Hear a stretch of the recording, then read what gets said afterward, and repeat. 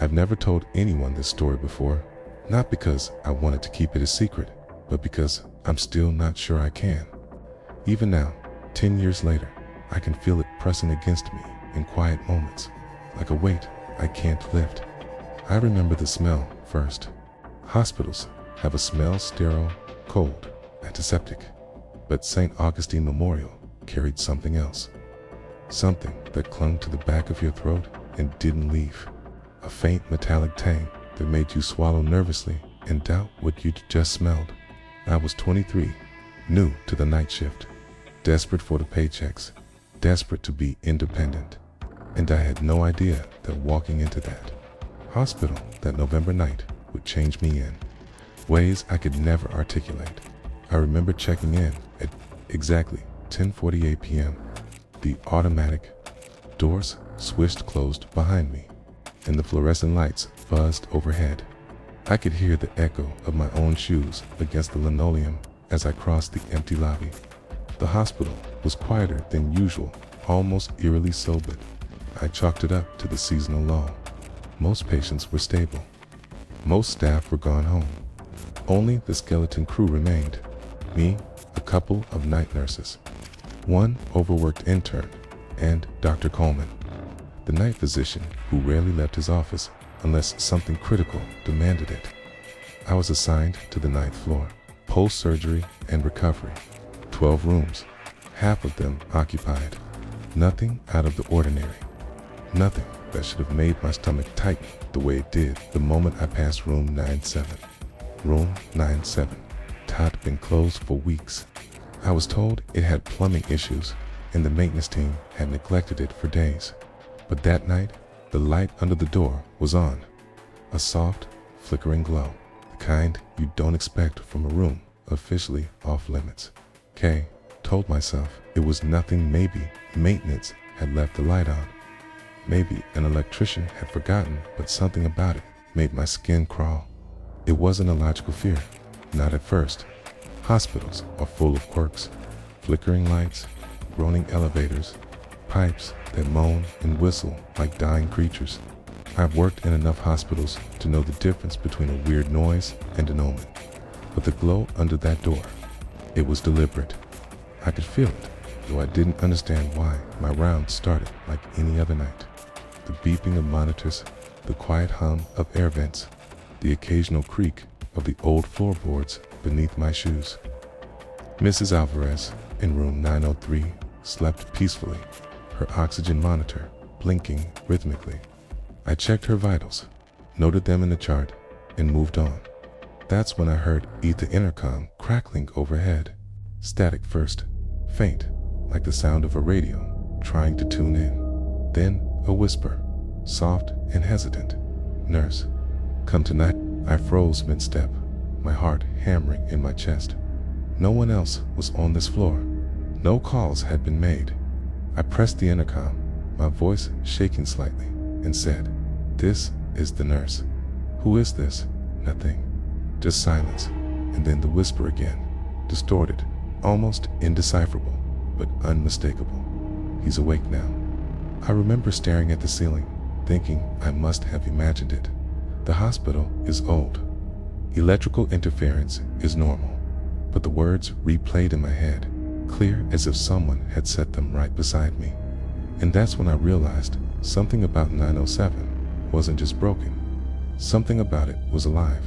I tried to ignore it, telling myself it was a trick of fatigue, but the unease followed me through the rest of my rounds. I kept checking the hallway, my eyes darting to 907 every few minutes. I told myself not to think about it, not to let my imagination get the better of me. But even the shadow beneath the door seemed to move when I wasn't looking directly at it. At 12:17 a.m., I found myself standing in front of that door again, unable to resist the pull. The light inside was steady now, warm, almost inviting.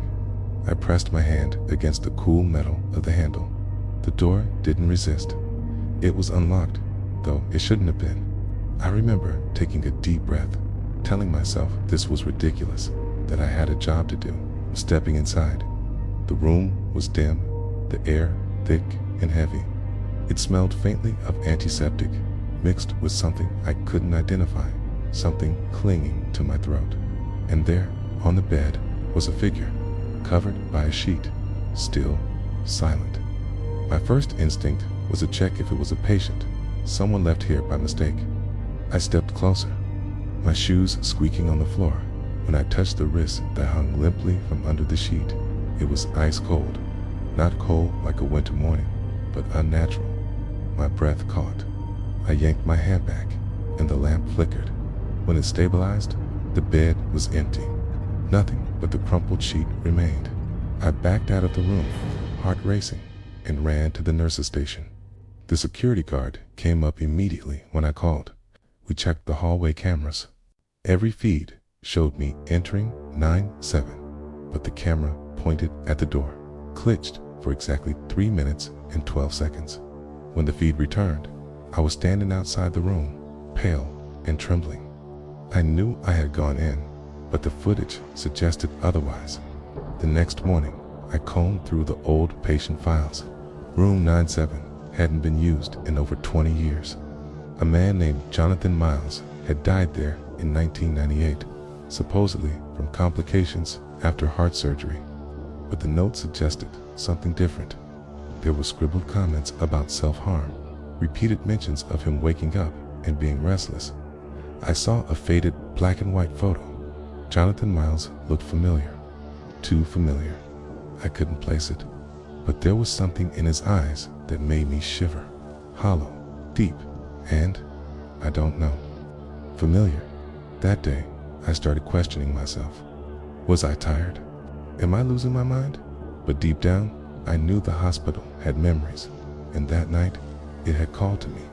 I couldn't sleep that day, not 1 minute. Even when I left the hospital, the memory of 907 followed me like a shadow that refused to let go. Every flicker of light, every distant sound, every random reflection in a window or mirror seemed to echo that night. I told myself it was nothing, that hospitals are full of strange noises, and I was tired and overworked. But something in me knew better. Something had woken up inside that room, and it hadn't gone back to sleep. That evening, I tried to prepare myself. I had a thermos of coffee, a notebook, and the usual routine I used to calm myself before a night shift. But even the mundane ritual felt wrong. The hospital lobby, which once seemed dull and empty, now loomed over me like a cathedral of shadows. I stepped through the automatic doors at 10:50 p.m., and the antiseptic smell hit me with a sharper bite than before. It wasn't just the chemicals. Something was layered beneath it. Something organic, metallic, decayed. I shook my head. Maybe I was imagining it. Maybe I was becoming paranoid, but I knew better. The ninth floor greeted me in silence. The air conditioning hummed in the background, but it felt thicker than usual. My footsteps echoed on the linoleum, louder, more insistent. Room 97 loomed at the end of the hallway. I could see it now from the stairwell, the dim light under the door, beckoning, patient, waiting. I forced myself to ignore it. My rounds began as I moved from room to room, checking vitals and logging charts. I began noticing subtle things I hadn't before. A monitor in room 925, which had been off earlier, now beeped softly, even though no one was assigned there. I walked closer. The patient chart said vacant. The bed was empty, but the monitor's numbers flickered erratically, a heart rate spiking and dropping, as if someone or something was breathing beneath the sheets. I laughed nervously, shaking my head. Of course, it was nothing, just faulty wiring. Hospitals are old, machines glitch. I kept moving, trying to calm myself, trying to keep my mind rational. But rationality feels fragile in a place like St. Augustine, especially at night. By 1:03 a.m., I found myself standing again before 9-7. The light was steady now, warm and almost intimate. I could feel a subtle vibration through the floor, a pulse that didn't belong to any machinery. My heartbeat quickened, matching it. I tried to step back, tried to tell myself to walk away, but my feet betrayed me. They carried me forward. I touched the handle. Cold metal, familiar, almost welcoming. I turned it, and the door creaked open. Inside, the room was empty at first glance, but the air, it was thicker here, oppressive. Each breath felt like inhaling water. The bed was neatly made, the sheets tucked perfectly. A lamp cast a dim yellow circle across the floor, and then I noticed the subtle movements, a flicker in the corner of my vision, a shadow curling along the wall that didn't belong. I told myself it was a trick, a shadow cast by the lamp. I stepped closer to the bed, my stomach tight, hands trembling, and that's when I saw it, the outline of a man under the sheet, not completely covered, just enough to reveal the form of his shoulders and chest. My rational mind screamed, there shouldn't be anyone here. This room had been empty for decades. My body froze. The man, or whatever he was, shifted slightly, just enough to make the sheet ripple. I wanted to run, but my feet stayed rooted to the floor. I remember the voice that followed, not from a speaker, not from the intercom. It was inside my head, a low, guttural whisper that carried no words at first, just a presence, a consciousness that pressed against my skull. My breathing, the words came, the lamp flickered, and for the briefest moment, I thought I saw a face, pale, hollow, but unmistakable. I couldn't see the eyes clearly, but there was a familiarity in the shape of the jaw, cues the set of the mouth, the curve of the cheek. Something inside me screamed recognition. I shook my head violently. It couldn't be, but deep down, I knew. I spent the next hour wandering the floor, checking rooms obsessively, trying to ground myself in reality. Every monitor, every bed, every quiet patient felt like it was watching me. My own reflection in the glass doors seemed wrong, delayed by a fraction of a second, moving just slightly out of sync. I started noticing things I couldn't explain. Doors I hadn't touched opening slightly when I passed. Faint murmurs that weren't coming from the intercom, and that unmistakable pulse beneath the floorboards, like a heartbeat that wasn't mine. By 2:45 a.m., I was certain of one thing. Something had followed me back into this hospital. Something patient, something deliberate. And worse, I knew it knew me. I tried to call security again, but my phone was dead. Not low battery, dead, completely unresponsive. The fluorescent lights began to hum louder, almost rhythmic, and the shadows along the walls stretched, moving independently of any light source. I could feel them brushing against my peripheral vision, following me, testing me at exactly 3:12 a.m. Returned to room 907. The light under the door was brighter now, almost pleading. I opened the door and stepped inside. The air pressed against my chest, heavy and suffocating. And there he was, or rather, I was. The figure on the bed shifted, slowly, deliberately, lifting its head. And in that moment, I understood.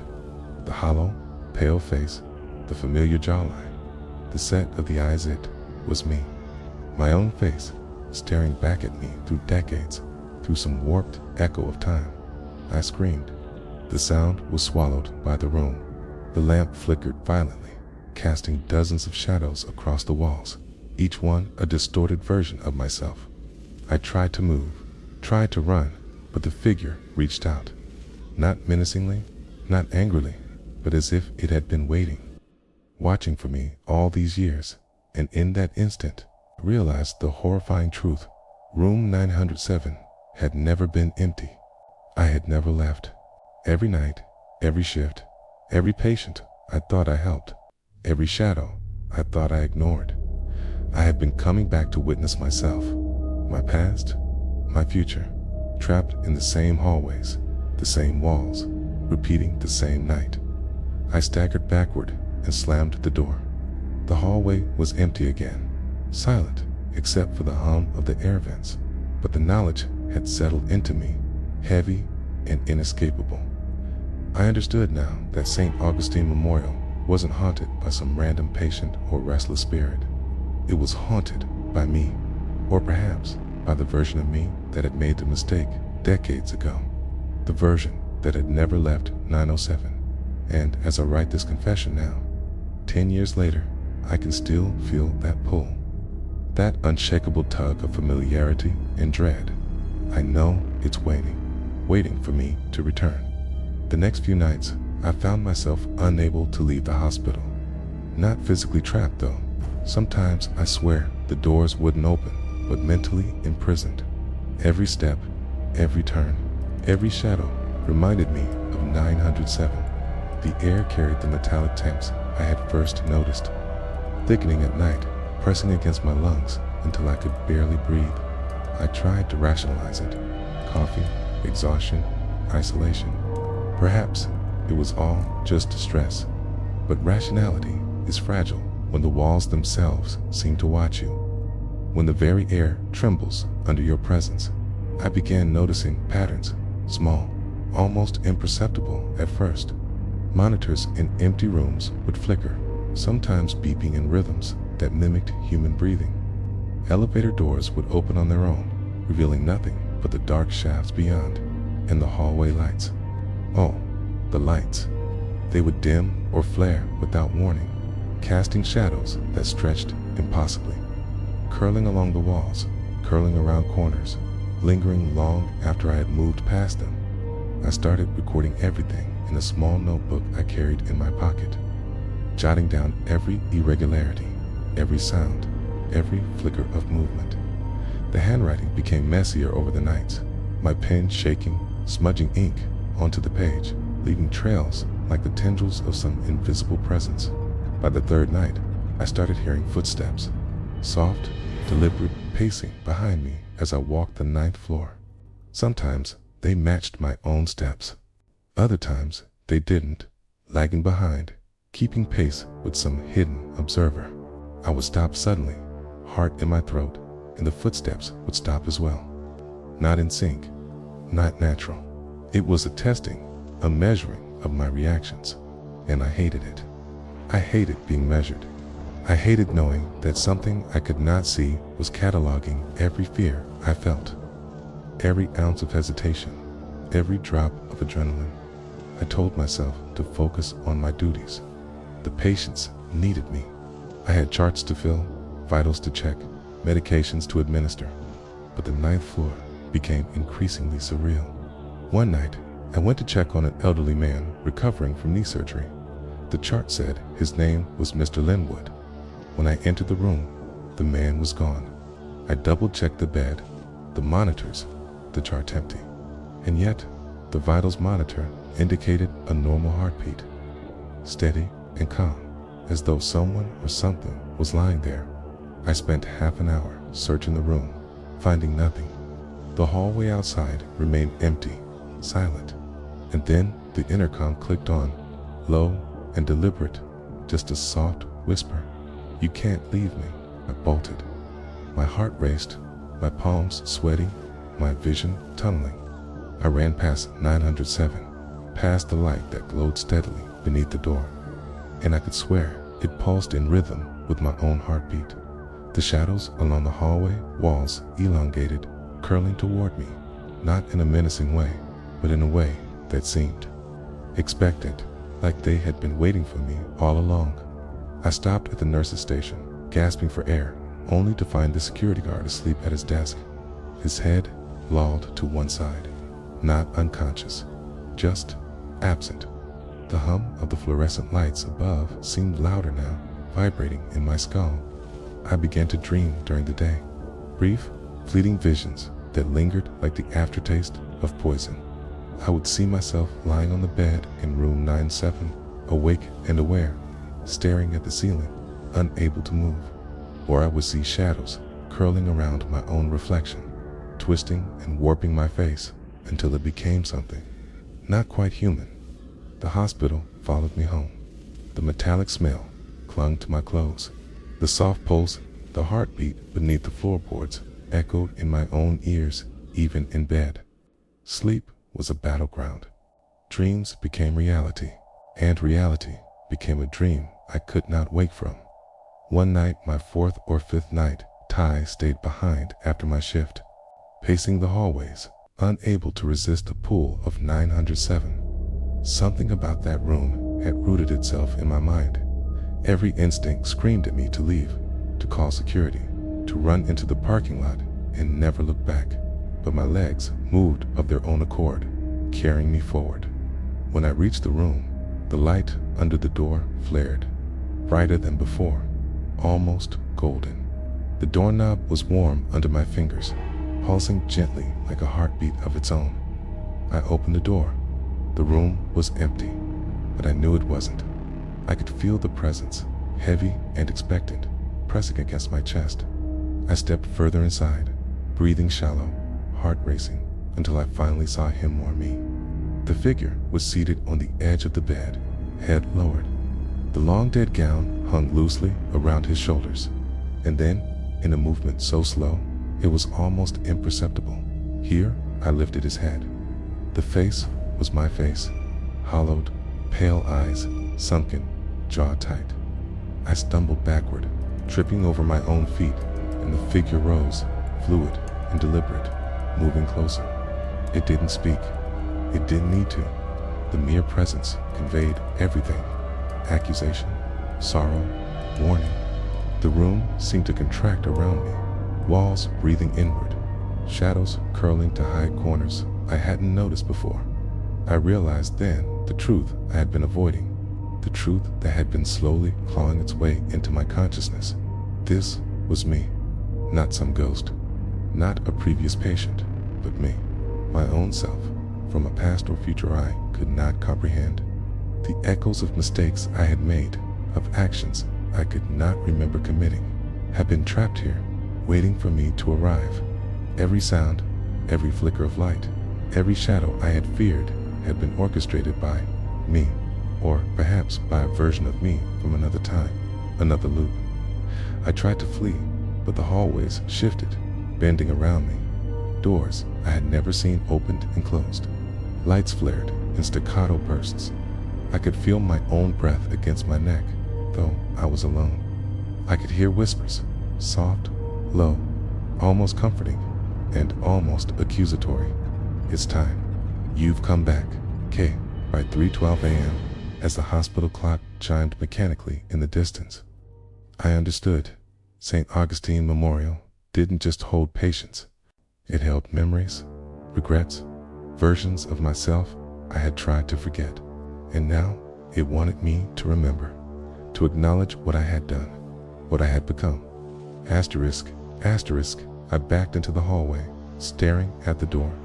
The light flared one last time, illuminating the figure fully, and I saw it, the scar across my chest, faint but unmistakable, the same one I had ignored on my own body years ago, the same one that had bound me to this place, repeating these nights in endless cycles.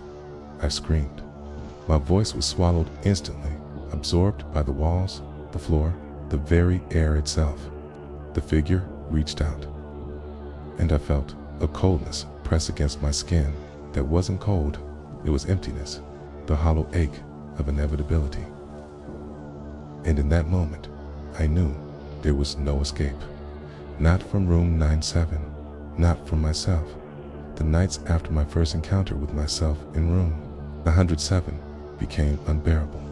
Every moment I wasn't at the hospital, I could feel it in my chest, okay? A tightness that pressed against my ribs like hands I couldn't see. Sleep was impossible.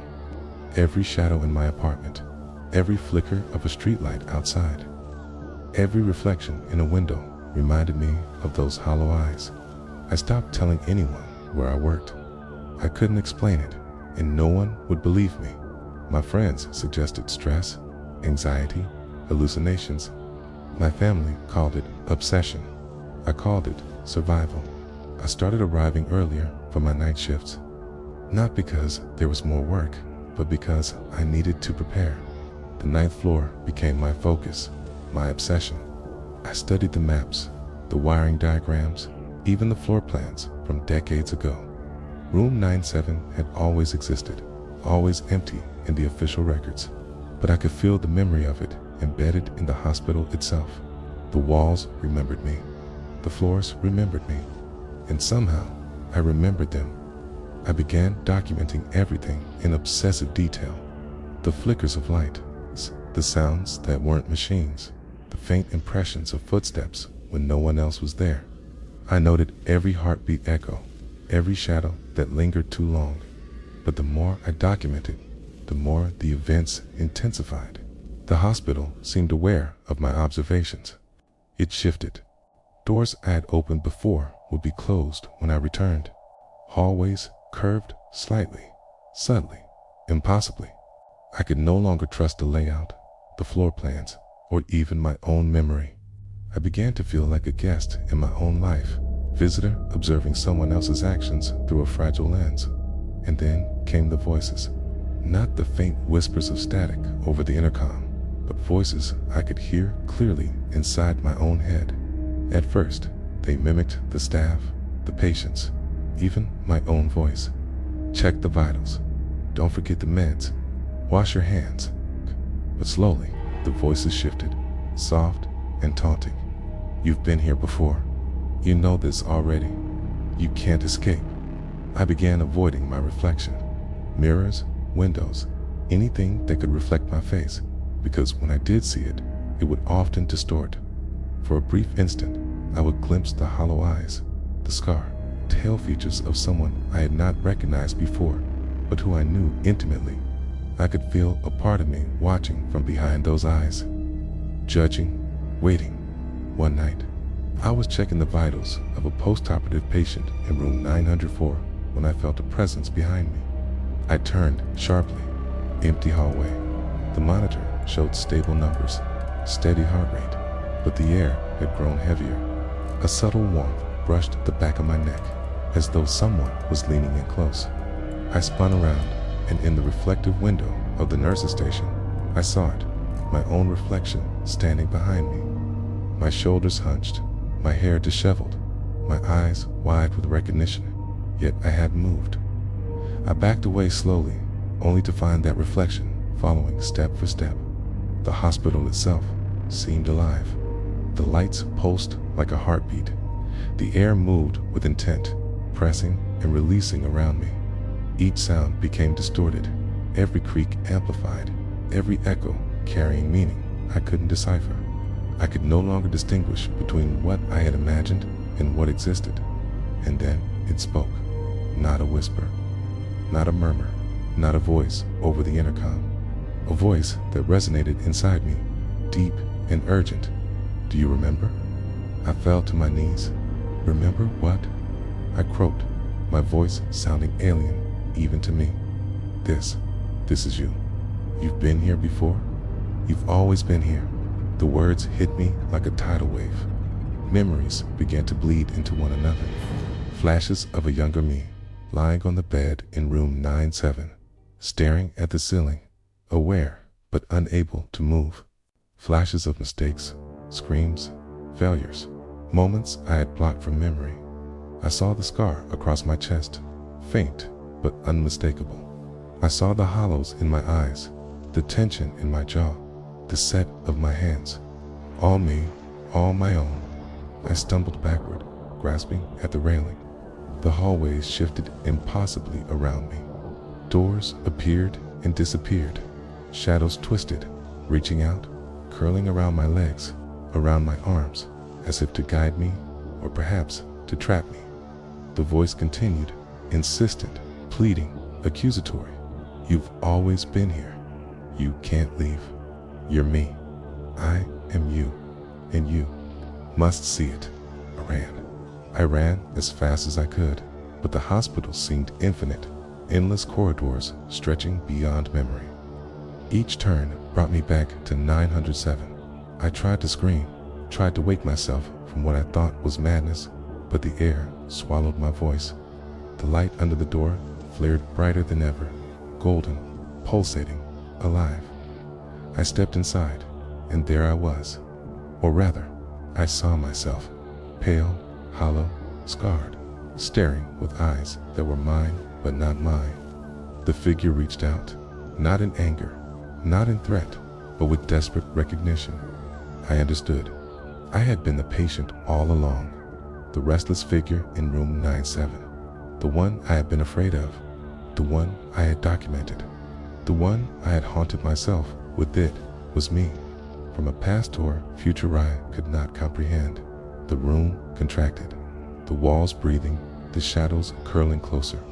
I could feel my own memories pressing in from every direction, every choice, every regret I had ever buried.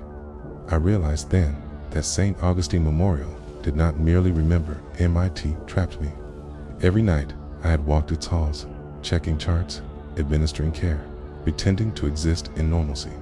I had been revisiting my own undoing, my own failures, my own death. I reached toward the figure. My hands trembled, but when they made contact, the touch was my own. Cold, hollow, impossibly real. The figure's eyes locked with mine, and in that moment, I understood everything. I had been repeating this night forever, over and over, cycling through corridors, past patients, endless loops of care and observation, unable to escape my own mistakes. The light under the door flared one last time, blinding, and then silence. When I woke, I was lying on the linoleum in the hallway outside 9-7. My hands were empty. My uniform was pristine. No trace of the figure. No sound. No pulse. Nothing. Only the echo of that voice lingering in my mind. You remember now. You are me, and I am you forever. I quit the hospital the next day. I moved to a different state, changed my phone number, tried to rebuild a life that didn't exist in shadows, but the memories never left. Every night when I close my eyes, I see the room. I see the bed. I see the hollow face staring back at me, and I know deep down that no matter where I go, no matter how far I run, room 907 is waiting, not for me, for us, for me, for the version of me that never left. And that is why I tell you this now, not as a warning, not as advice, but as a confession, so someone, somewhere, understands, so someone, somewhere, remembers what St. Augustine Memorial does to the ones who enter its halls alone, at night, unprepared. So someone, somewhere, knows that sometimes the ghost in the hospital isn't a patient. It isn't a spirit. It's you, and that is the story of room 97.